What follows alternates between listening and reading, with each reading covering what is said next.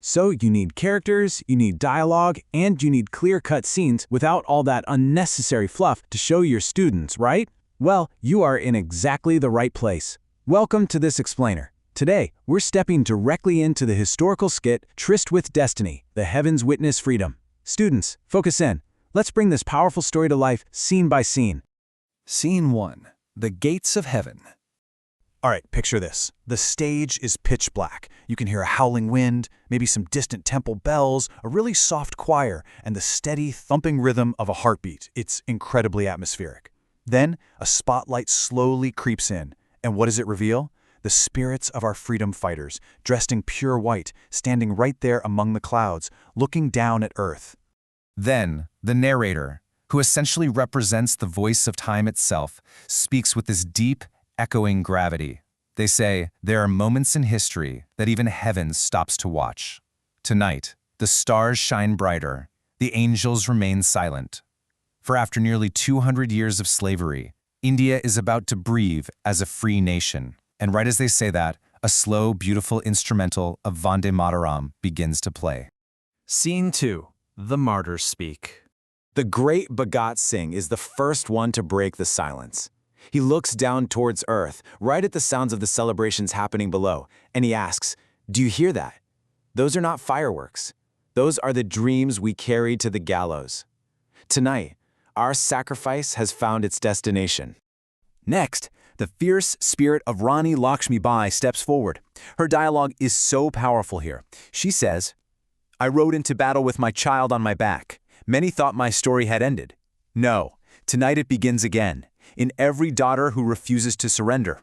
Then we have Chandrasekhar Azad stepping up. You can really feel his unyielding resolve when he says, "I swore I would never be captured alive. My body fell, but my motherland stands today." And then, a chorus of 4 to 6 students steps up. They represent the unknown martyrs, and they speak together, completely in unison. "We had no statues, no history books, no names remembered. Yet, our blood also colors the Tiranga." Scene 3. Earth's Tryst with Destiny. Now we get a brilliant visual contrast. Down on Earth, a bright, golden spotlight focuses squarely on Jawaharlal Nehru standing at a podium. The heavenly music we were hearing, it fades out. Up above, bathed in a softer light, the freedom fighters are silently watching this massive earthly moment unfold. Nehru delivers those immortal words. He says, "Long years ago, we made a tryst with destiny. At the stroke of the midnight hour, when the world sleeps, India will awake to life and freedom." He takes a pause right there as church and temple bells ring out together across the entire stage, before he adds, "This is no time for celebration alone. It is time for service, sacrifice, and nation building." Scene 4. Visions for the Future. Suddenly, the joyous blast of a conch shell and ringing bells echo as a soaring patriotic orchestra starts playing. Heaven is rejoicing. Mahatma Gandhi smiles gently and delivers his lines. "The chains have broken. Now let hatred also disappear. Let every Indian remember, freedom without truth has no meaning. Freedom without humanity cannot survive." Netaji Subhash Chandra Bose steps forward next with that booming authority of his. "The battle has been won, but another battle begins today. Build a nation so strong that no enemy dares challenge her again."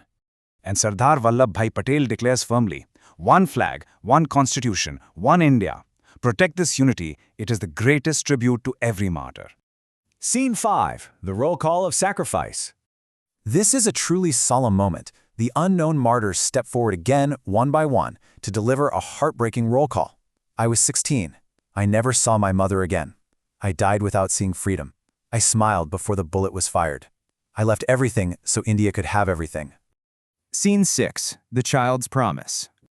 We flash forward to the modern era. A young schoolchild walks onto the stage carrying the Indian flag. The child cannot actually see the spirits. They're entirely unaware of these watchful heroes surrounding them.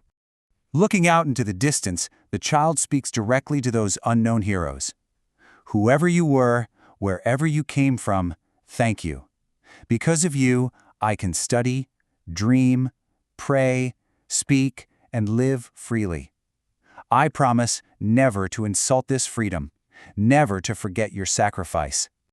Final scene, the eternal legacy. The freedom fighters slowly and silently gather behind the child. They raise their hands in a gesture of blessing. The narrator's voice returns to deliver this soaring realization. Heroes never truly die. They live.